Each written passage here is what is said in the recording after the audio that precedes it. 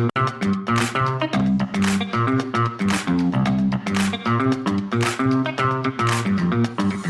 listening to the Product Coalition podcast with Jay Stansell. This is where product mastery happens. This is where careers are made. Welcome to the Product Coalition podcast. Let's go.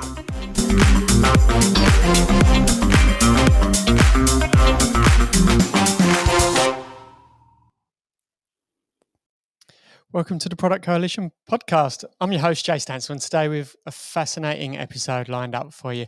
Joining me is Andrew Hobday, a pioneer in linking psychology and human behavior to business agility. So if you've ever wondered why your Agile transformation hasn't worked or why new ways of working were rejected, Andrew will dive into the psychology behind these challenges, focusing on human biases and their impact on organizational agility. We're going to explore Andrew's journey, uncover how human biases manifest in the workplace, and discuss practical steps leaders can take to enhance agility. So let's get started. Welcome, Andrew. Thanks, Jay. It's good to be here. Great to have you on for this session. To be honest, anything that involves psychology and how us humans work is always fascinating for me, and so I'm really excited to get into this angle on that topic around the psychology of business agility. But to get us going, Andrew, do you mind giving us what's your origin story and your context for coming into this conversation today? Yeah.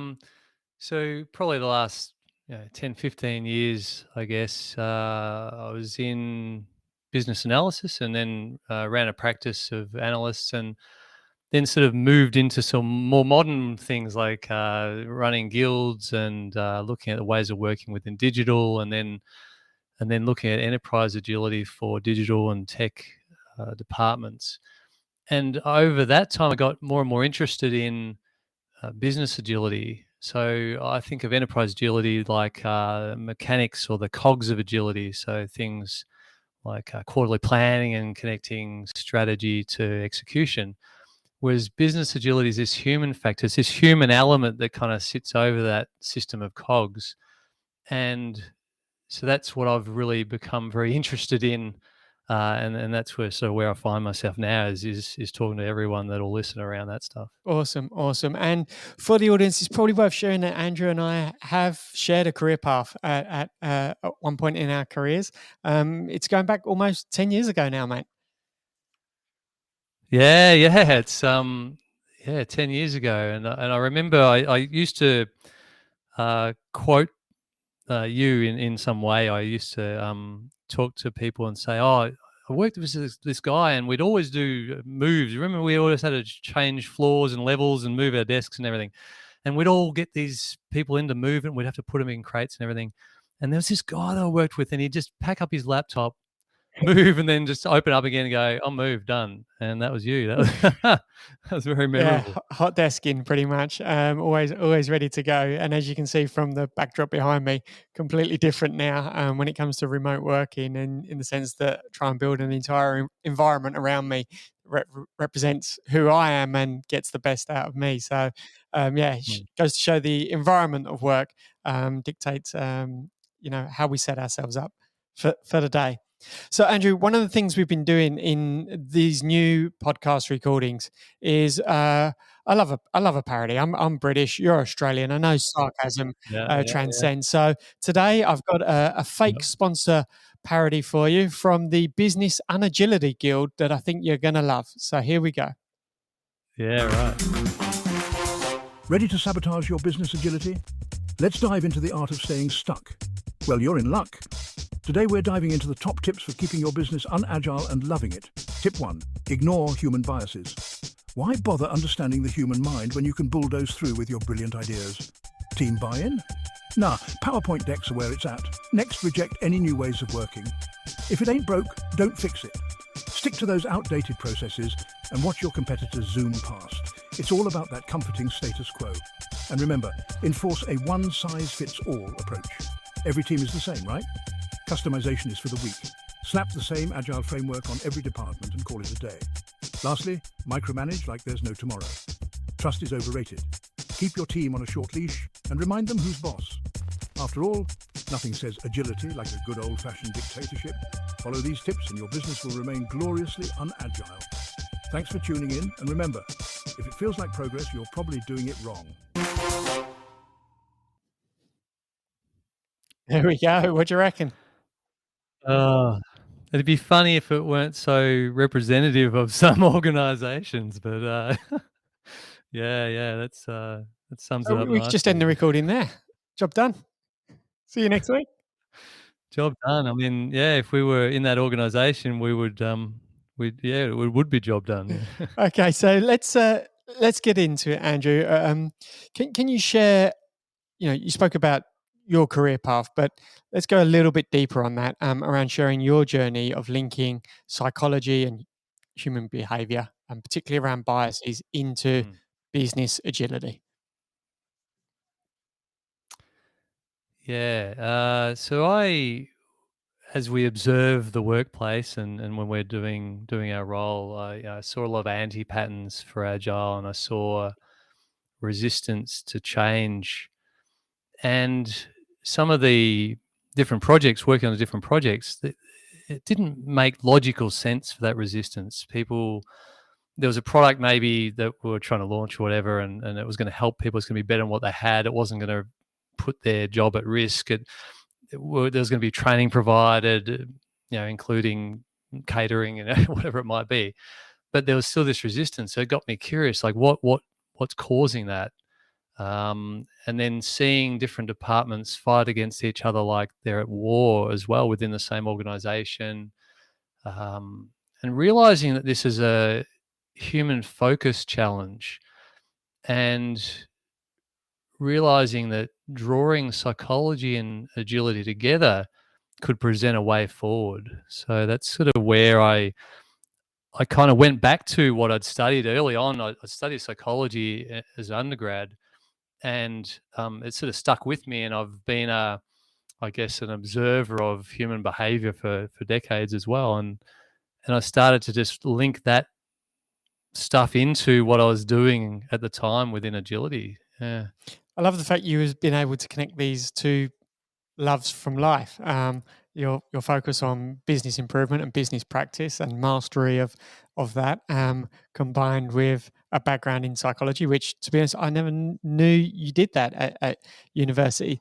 So, like those early days, those first days when you started to connect that psychology, which obviously you've got a perception of what bias is, therefore, as someone who studies psychology, which is going to be much clearer than me, and you're connecting that to business agility. On the psychology side, what were some of the early points that you started to think through around, like, what does psychology mean when it comes to bias in business? Like, what are the drivers there? Yeah. So I'd gone through, I guess, a progression of, phases or stages in where I was going with things, and I'd gone from traditional ways of delivering stuff, and then sort of saw the product-driven way. A lot of your listeners are going to obviously be into that, and then looked at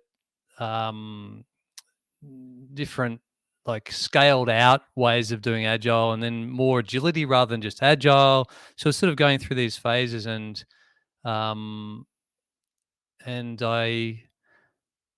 I guess I was seeing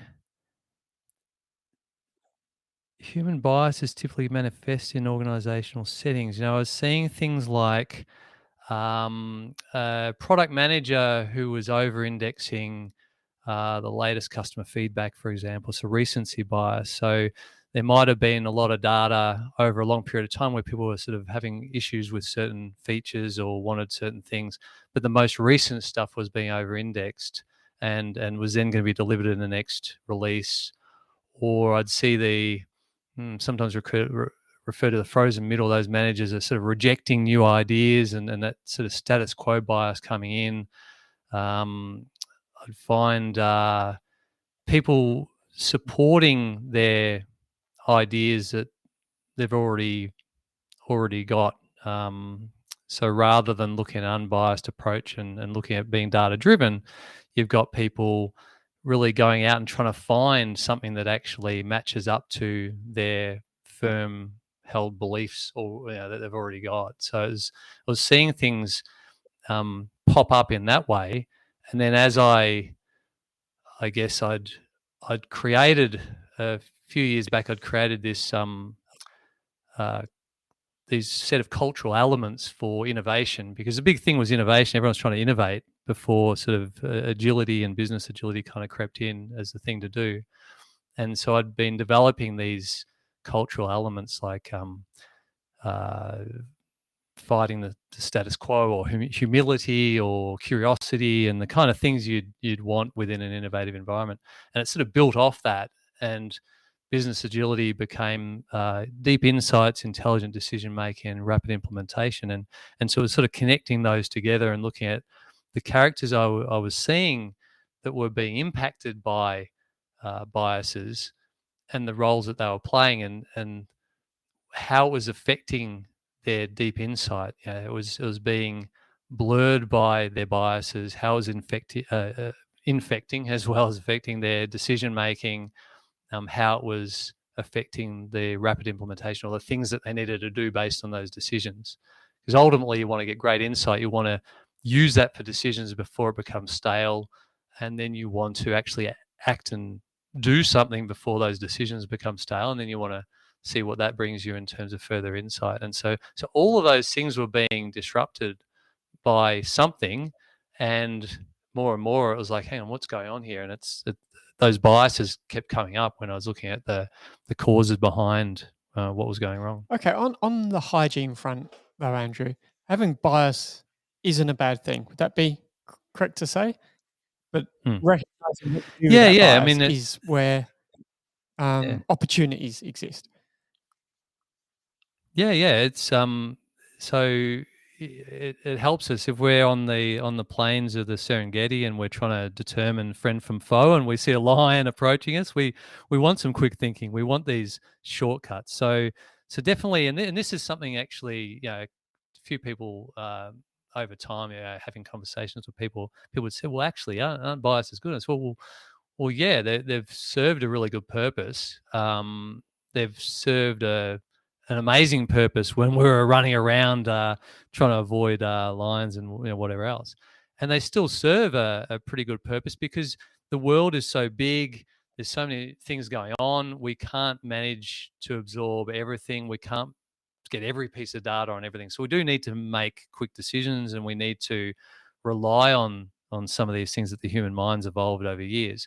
But they do actually send us astray as well. So it's that harnessing of biases for good, and then also being aware that they can very, very much challenge our situation and challenge what we're trying to do in a role or within an organization, or even just outside of work. So it's understanding them and then spotting them in ourselves, in our teams and others, in our organizations, and then having things to counteract them when you need to. But yeah, they come from a good place. They come from the brain trying to handle a big wide world, which it's still a big wide world out there, Nice. Before we go deeper into understanding them and the challenges, through your exposure in this work and in this field, and your exposure to business practices, you're across knowing that a business analyst's stakes around bias are very different to a CEO's stakes around bias for decision making. When you're meeting different people throughout an organization, what patterns have you seen around how bias manifests in CEOs differently or exactly the same as a business analyst or a programmer or a designer? Is there a lot of similarities or a lot of differences, or a mix of both? Yeah, it's funny. It's people are people. So people, I see it. It's pretty similar.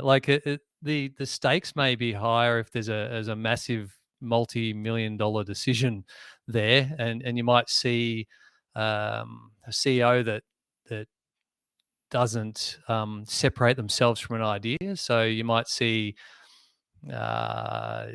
maybe, for example, they've got an idea and they want to go with it, And if they keep their name on it as a CEO, less people are going to really call that out and go, I don't think it's a good idea, perhaps say.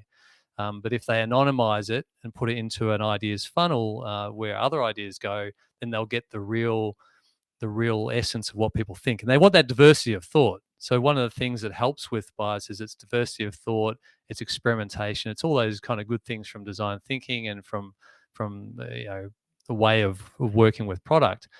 And sometimes you don't get that if you're only looking for certain things, or you've already made the decision, and then there's not that psychological safety for people to say, hang on a minute, let's pull back a little bit and work out whether this makes sense, or what problem are we trying to solve here.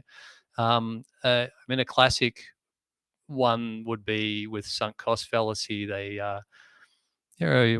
in your home country, actually, the English got together with the French and they created the Concorde, which was hugely innovative. It had this drooping nose cone so the pilots could see when they take off and land, and it straightened up for supersonic flight. It was amazing. The machine was amazing, but the environment, it got to a point where they'd spent so much money that it just didn't make sense to continue with it. But they did. It was too big to fail, too big to stop, and so that's sunk cost fallacy. And I could imagine, I wasn't there personally, but I can imagine there'd be the decision makers just saying, well, we've got to go on with this. But if they had have actually brought in someone to say, what really makes sense, or if they had have almost repositioned that challenge as something totally different and took away the word Concorde and said to some people, would you continue with this? They'd be like, no way. So I see it in anywhere humans are, there's biases, and we don't, as we've sort of talked about, we don't want to separate this, so we don't want to switch them off or separate them from humans. It's just who we are. We want to understand and recognize them, control for them.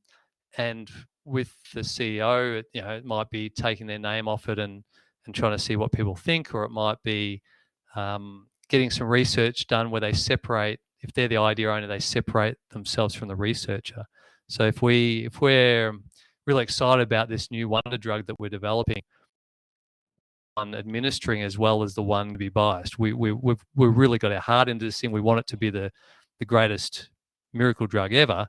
And when we observe those participants, our observations are going to be biased. We need to separate the administrator, the person that's handing them out, to the person that's observing, and then probably from the person that's even sort of making then decisions around that, so that they can all get a separation of powers, but a separation of roles. So, but with a business analyst, it's the same thing. I mean, everyone can be susceptible to this. The analysts, we can have a certain view on something, and we can go out there and sometimes not test enough. And that's why when I had an analyst practice, I got everyone doing design thinking courses and really pushing that, because that told us lo-fi prototyping, get out often and quick to actual users, get that diversity of thought, not just cooking it up and then saying, yeah, they're going to love it, because they don't always love it.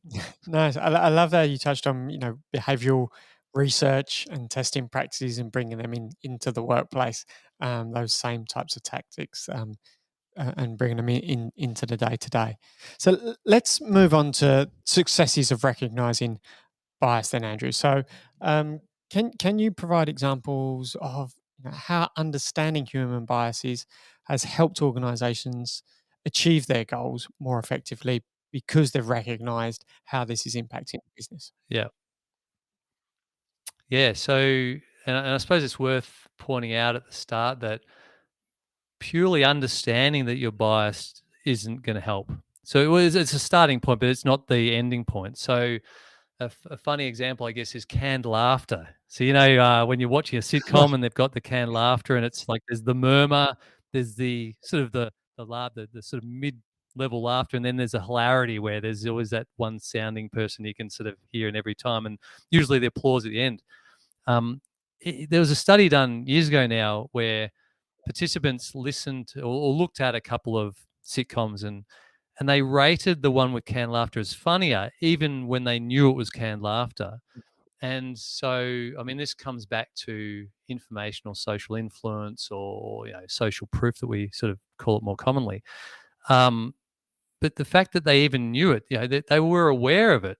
They were aware of this. And so if we're aware of bias and we say, well, I know about confirmation bias, like recency bias. I'm very aware. I'm very aware of recency bias, but I got caught out one time. I was fixing the remote control toy, and I fixed it. I found a broken wire and fixed it, and it came back to my desk the next day, not working again. And I went and I grabbed the soldering iron again from the shed and plugged it in. Everything turned out it was flat batteries, and so the history of fixing it, it's a lot of flat batteries. There was only one time there was a broken wire, but most recently I dealt with a broken wire. So I was over-indexing that possibility. So we can all fall prey to it. Sometimes it doesn't matter. You know, the fallout of that was me spending a few more moments warming up a soldering iron. But for big stuff, it can be really important, like releasing that product upgrade for an app where you put in recent feedback and over-index that versus some other more important stuff. But understanding it is the first step and not the last step. And then it's being able to spot it in action.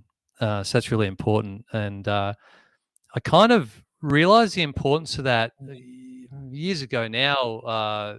There's a team, I think I was part of a team that went through Clifton Strengths Finder. It was based on the fact that it's easier to leverage your strengths and overcome your weaknesses and that kind of thing. And so it was all around here, some strengths, and they sort of codified them. And then there was this thing around leaders saying you need to be able to spot it in others.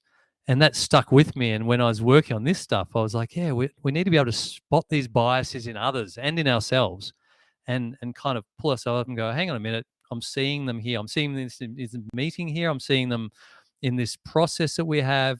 And then once you know them, to recognize them, spot them in others, and then what do we do? So kind of to the question, I've seen design thinking working really well. So confirmation bias, where we look for just to confirm what we already believe is true, and false consensus effect, where we think everyone's going to think like us. That's where they're going to love this just because I do. Doesn't mean that a whole bunch of customers are. So they can be well controlled for by design thinking, because we've got that diversity of thought, that early customer feedback, experimentation, data-driven decisions, and we're validating that problem and then picking the right solution. So I've seen that work really well to get away from a situation where we just, this field of dreams, kind of Kevin Costner, build it and they will come kind of thing. Like it's a bit delusional. It's and you really got to, I don't know. If you're not Kevin Costner, you shouldn't really do that a lot. So I've seen it work well there through design thinking. So it's not always rocket science. This is stuff that exists out there that people can employ, like design thinking. And another one, like a simple one that I like as an example, is probably the triple search method. I don't know if this is a thing beyond just something that I've named the triple search method, but if you're looking up something, you do a neutral search, a supportive search, and a detractive search. So if I was looking at, say, work from home, for example, I'd say, what is work from home? And I'll get a whole lot of info around just what is it. Then I'll go, is work from home good, or work from home being good, or, and I'll get sort of a different skew. And then I'll go work from home being bad. It's a very divisive topic too. So it's a good one to try. And you get these three searches and search results, and that gives you a chance to pull them all together and then think more objectively about it. Whereas if you just did one search, like this happened for me on licorice. Right. I used to be a fitness trainer years ago, and I used to tell clients, back in the day, licorice is good because it's, for whatever reason, and I think marshmallows were good as well. I don't prescribe to that necessarily anymore, but and licorice, I always thought, there's all these health benefits and everything. And I had confirmation bias for full on. Like the Egyptians used it for all these things. And so when you look up licorice and you look up healthy, you do find that it helps lower this and do this and whatever. And then you look up unhealthy and you find it can almost kill you, kind of thing. So in relatively small doses. So it's we've got to go into this thing being very objective. And so triple searches is a really, really simple way to do it. And it sort of forces us to get at least those different views, and then have more chance to spot our biases and counteract them. Like, as we say, we can't turn them off, but rather than just doing one search where we go, is licorice healthy? Because you're going to get the AI saying, yes, licorice is healthy. Well done for thinking it is. And they're even biased in terms of giving us Positive positive assist. kind of reinforcement that we're right. Nice. Andrew, my next question is, tactically, for you, how do you take that moment to find those biases? Is it through self-reflection, meditation? Like, where do you carve out the moment, or in a like low levels side of things on the programming side? Is it in like retros or performance reviews annually? When do you suggest Yeah. taking these moments to try and find these biases around your decision making, either in the day, week, or year you've had? Yep. Yeah, I mean, there's a few different ways. I mean, some are quiet moments of reflection are good. You know, when you're sort of thinking through, well, how did I make that decision, or how did I lose empathy? Now, how did I get to a point where I stopped empathizing with that group or customers, or whatever it might be? So sometimes you're trying to pick something apart, but a lot of the time, if you've got some others who are also aware, and there's over 200 biases, so no one, I think, is really aware of them all and spotting them all, and it's quite big. But if you look at the dirty dozen, like you look at sort of the common ones, there's probably a dozen or so, and you become familiar with those, and there's a lot of stuff online where there's some light reading and light viewing. It's not sort of that hard to become familiar with them. And then you're talking to others about them, then you can actually help spot them in each other. So that's one thing. I think it's always helpful in a group, just going, I remember one meeting where we were probably cooking something up and thought it'd be great. That's kind of how it goes. And someone just called out, "Hang on, are we getting carried away here? Are we sort of?" And they talked about confirmation bias, and so it's that moment. And there's something that I have in what I've written on this topic around the uncommon value personas, and what they are is and it's based on, like, I've got a love of martial arts, and it's based on Miyamoto Musashi's Book of Five Rings, but I've converted into, instead of his Book of Five Rings, I've made it into these sort of personas that you can bring into discussions and bring into meetings, and so it kind of, some of them sort of say, well, hang on, we're getting out of control here. Let's go back to the Earth is getting it back to the facts and the data. Or one's more about encouragement, one's about calling out elephants in the room. So they're sometimes the personas that we can adopt, because there's a lot of common ones, like the mentor, the father, the brother. Like, these are common persona, the product manager. These are things that we perform daily, but these uncommon ones are the ones that we sometimes really need in a moment when we're getting caught up with the biases, and particularly in a group setting. So some of those uncommon value personas are where I go back to, and I kind of look at them and go, yeah, actually, did that fit in? I'm always, it's a bit different for me, I'm aware, because I'm always trying to validate my writings as well. So I'm kind of doing something differently to what maybe others would do. But having others spot them in you, which is meaning educating others on what they are, and that, hey, guys, this might be important. Folks, this might be important, that we can kind of look at these in meetings and everything.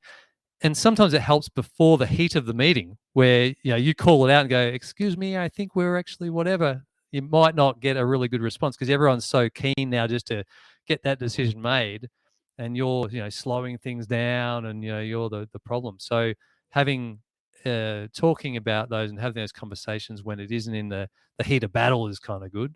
But also reflection, like looking at it and going, what value can I bring to my role, my organization, my team? And there's a lot of value to be brought by those uncommon value personas, but also by being able to spot those biases and put in processes that actually allow for them. So, or counteract them. So, for example, hiring, you hear this a lot in terms of hiring and a hiring process, that it's biased around gender or age or this kind of stuff. So we do hear this in other areas, but when we talk about business agility and we talk about the psychology, it's it's a different lens. We hear it a lot in marketing, in HR, and so people are familiar with it in some way, and then we just try to explain a little bit more and explain how common it is. And So keeping on that common approach, you've been doing this for 10 plus years, being exposed to agile transformations and businesses trying to improve their agility, productivity, outputs, outcomes. What are some of the most common challenges across all organizations that you've seen over that period of time? And how does your work change the way they look at those challenges? So I suppose when we look at the common challenges with transformation, so we're trying to put out change into the organization or into the world. We're trying to transform certain either products or things or an org structure or all this kind of thing. And when I think about what gets in the way, there's some common ones. So there's no burning platform for change. So people just comfortable. There's no. So the burning platform was actually a bit of a scary story, I guess. It was an oil. This is back around near your neck of the woods, I guess. I think it was in off the coast of Scotland. I think it was. There was an oil.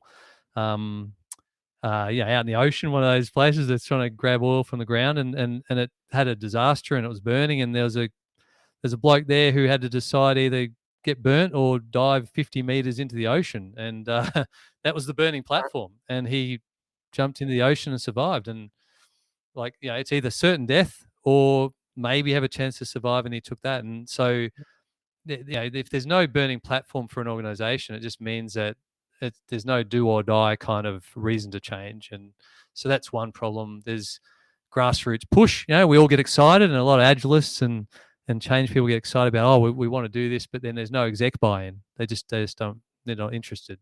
Or there's a top-down push, but there's no grassroots buy-in.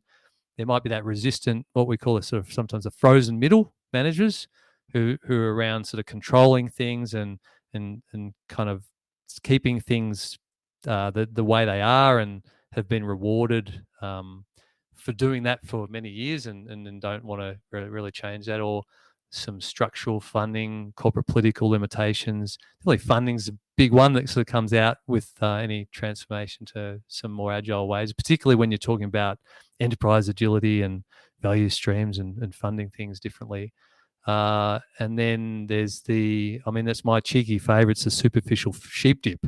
So, we send everyone off to an agile course or a design thinking boot camp, and they like a sheep, they sort of walk down into their goodness and then walk back out, and they get a certificate, and we prove that we're agile and we're done. And it's obviously nothing against those courses, they're good to do, but that's not done and won. That's just the beginning. So there's some of the common ones, but what I started to think about and started to talk with people about was actually we need to take a different lens. We need to focus on the people.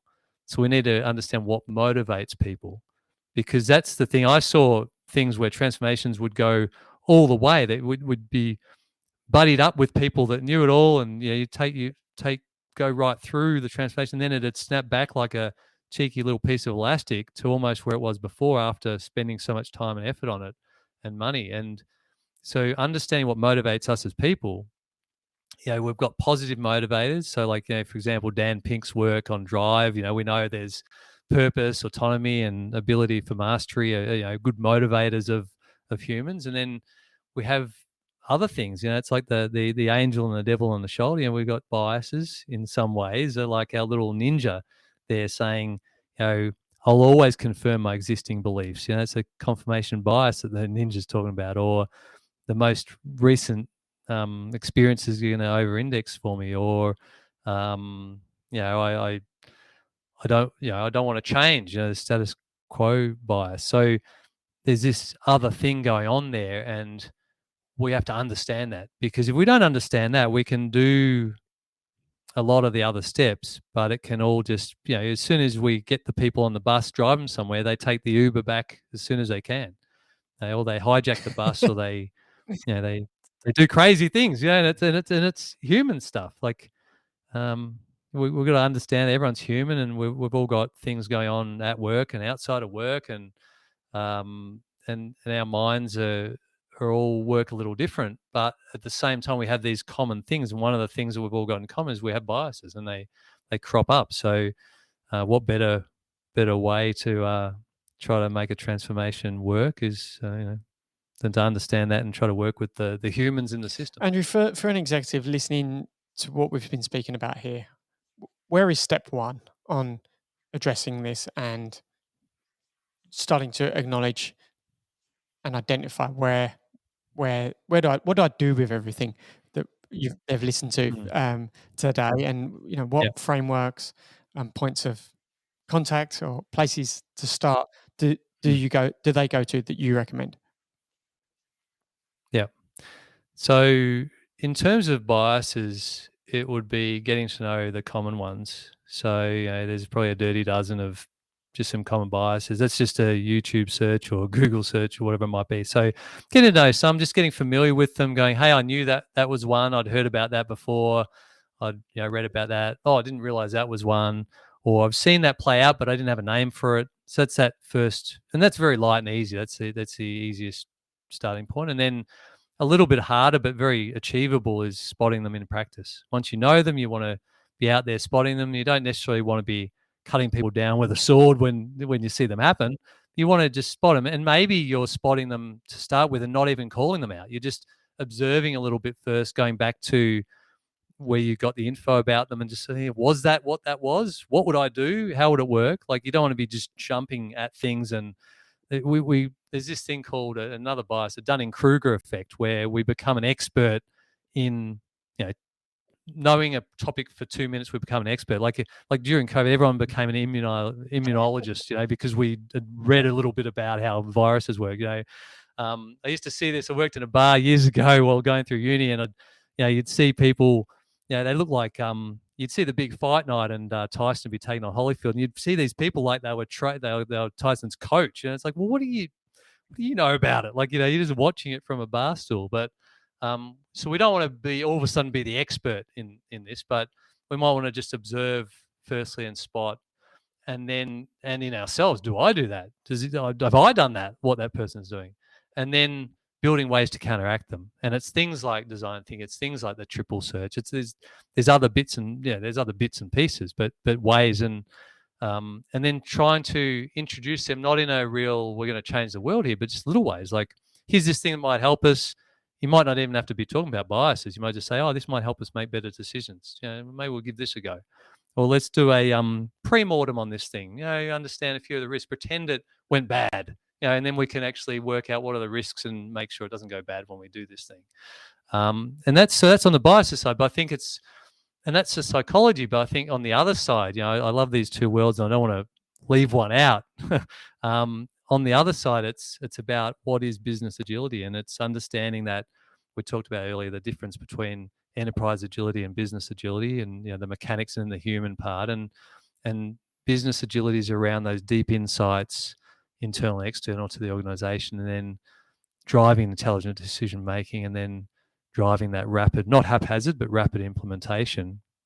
And there's a whole bunch of stuff that supports that: curiosity, collaboration, distributed authority, clarity of purpose, tendency to act, trust. So there's a bunch of stuff that supports that. So it's understanding business agility better as well. And that kind of then pulling those two together, you go, okay, I can see the link, and I can also see how this helps an organization achieve its goals. It helps people be able to work in a positive environment that's thriving, and it can really do those things. And they're good goals that execs should have, that anyone should have. So, and there's real value in them. I think what you shine a light on here, Andrew, is that there is an entire toolbox out there that for many people either don't know exists or haven't opened before. And I think today you've opened that and given them a glimpse inside.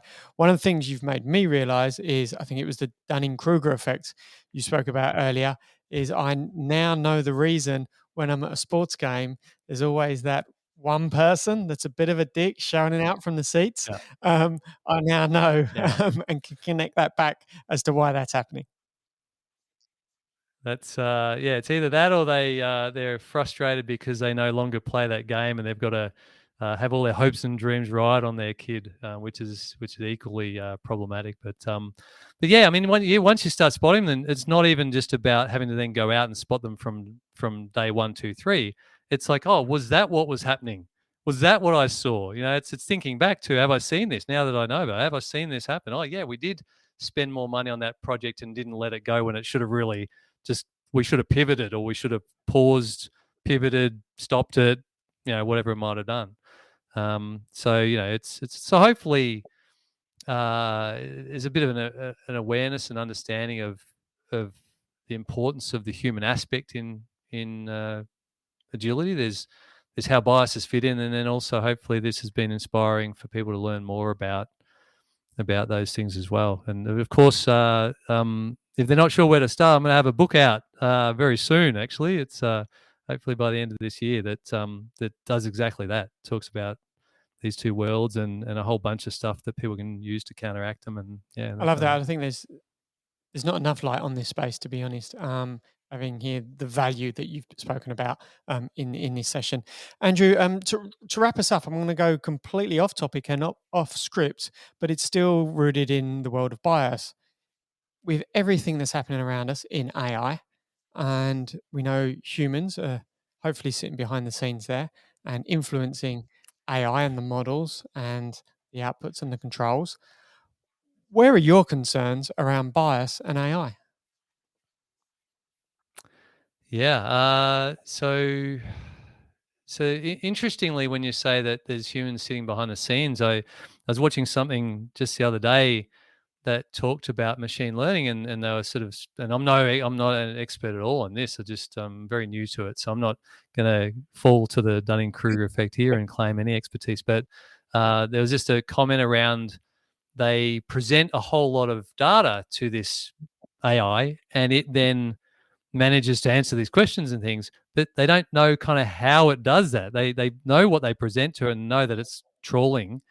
They know what it gives out as output when you put a question in, but they don't quite know how it all works from what I heard, if it's accurate. So whilst there's humans behind these things, it's almost got a little mind of its own. But yeah, I think that it's a good support to a bunch of stuff, and everyone's going to have to work out, well, how do we make AI work for us? Because I don't think there's any hiding from it. I don't think we're going to be legislating against it or anything like that. I think it's just going to happen, and it's going to change.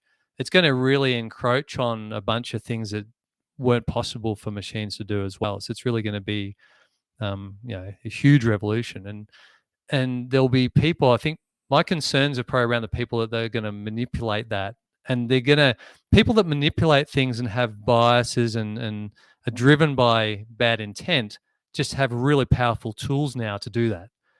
They can make Dick Smith tell you about this thing that how he's made $1 million and how you can too. They've got those sort of deep fakes that are around the place and everything. There'll be stuff like that with AI. There's ways where you wouldn't even know you're talking with a robot.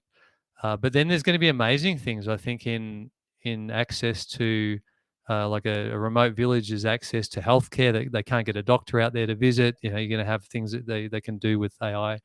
I think from a product perspective and from an Agilist perspective and from work in transformation, it's going to be understanding how to make the best use of it, and understanding how other people are using it as well. Because when we're trying to put a product out there or we're trying to do certain things, we've got to deeply understand not just ourselves using this stuff, but how others are using it, and empathize with the situation. We a lot of the time we ask people, and then we sort of hear it wrapped up and delivered to us. But then if we observe people, we kind of get to see them in maybe an unnatural habitat, and we observe them in a natural habitat, and then we observe them where they don't realize they're being observed, and we get an even more natural, almost production-like environment. So I don't know, it's going to be a play around with trying to understand what customer number 7, what their experience is like, including AI versus not including AI perhaps. Nice. Well, like always with these new technology opportunities comes new technology challenges as well.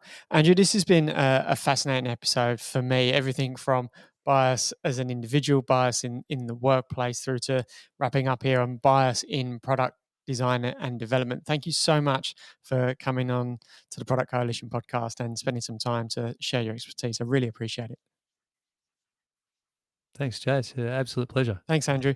Thanks, everyone, for listening. This is the Product Coalition podcast. If you'd like to learn more about Product Coalition, head over to productcoalition.com. Until the next episode, thank you very much.